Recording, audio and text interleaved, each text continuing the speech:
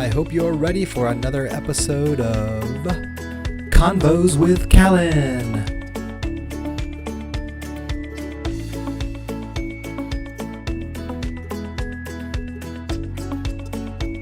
It's hard. I know. Trust me. I know it's hard. Like to think, oh, I might make some money in 5 years from now. I might have some money in 5 years from now. Like it's hard for people to work now for that later. But that's just the way.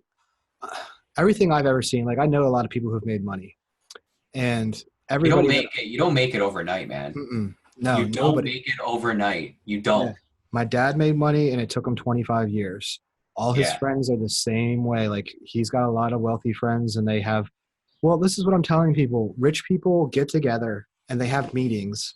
People think about how to get more rich. Yeah. For sure. They all bounce their own ideas off of each other. This is not like an Illuminati. Like no, this is reality. I'm telling you, the rich get richer for a reason. I've been to these meetings where these millionaires sit down and they talk, and like in some cases they're really close friends and they just talk about life in general. But trust me, they also talk about stuff. And my dad goes in with these guys and they buy buildings together. They do stuff together, and they buy property together. They do all kinds of stuff together to basically be able to combine their financial resources and do bigger things. Yeah, for all little investment opportunities, like all these one-offs, right? Yeah. So that's what we're going to try to do. But instead of in my dad's case, the four rich guys that get together and do this stuff, we're going to have 10,000 average people, but we're going to have the same, actually greater buying power. Yeah, more leverage. Yeah, less risk, because when these guys do something together, it better pan out, because they're all going to be hurting if it doesn't. Yeah. When we do something and we start a business and everybody's only investing $100 or $200, and the business crumbles. You're not talking like people have taken out thousands of dollars worth of lines of credit to invest in these businesses, and These are $100 to $200 to $300 to $400 increments spanned out between, like you said, thousands of or a couple thousand people, right? Right. So it's basically like much, much less risky, which will enable us. We'll always do conservative things, I think, but we can do some high risk stuff, and we'll just try to tell people in the beginning, like, we want to do this. We feel like it's very high risk, but the reward is also potentially high too. Yeah. Well, that's why it is high risk, right? Yeah. So we'll be able to do stuff like that. Whereas like stuff like that, my dad would never touch. Right. Because it's too high of a risk for him as an individual. Right. Yeah. But anyway, so this is what these people do. And it's not necessarily bad. I mean, my dad is a good guy, and all these guys are good guys. And just what people do, they combine their resources together. So that's what we're doing, just on a different scale.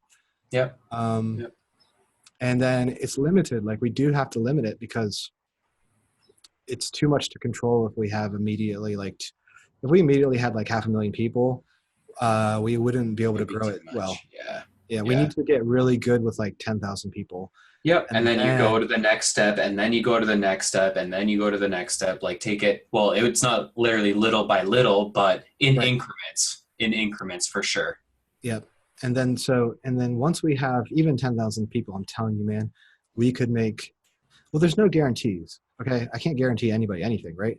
Yeah. But from what I know about business and from what I've learned about online marketing and about especially the cryptocurrency space, there's some once in a lifetime opportunities out there right now that if we could just get on the same page, and let's not worry about our backgrounds. We're all good people. Okay. Mm-hmm. And we all just want to make some money. But we all have different religious and political and, all kinds of backgrounds that are different from each other. But we definitely have this thing in common. We would all like the end goal is still a little bit more money, extra money. Yeah. One way or another. And and people can do what they want. If they want to make the $100 and just leave and then just watch and see what happens, then make $100 and watch. If people want to roll that money into something else and try to make more money, they can do that. As long as people are active and doing stuff, you pick what you want to do, kind of thing. Yeah, exactly. And then I think everything is good so far, man. Like it sounds good. Doesn't sound dodgy by any means. Yeah. So now we just need to get people going. Hey there. I hope you guys enjoyed that brief episode of Convos with Callan. Just a little something I threw together. Basically just some free-form thought that I've been working back and forth with Callan on, helping to orchestrate the beginning stages of Burst Nexus, where we are now, what we need to do to really get things off the ground, and as well as talking about some things we'd like to do in the future.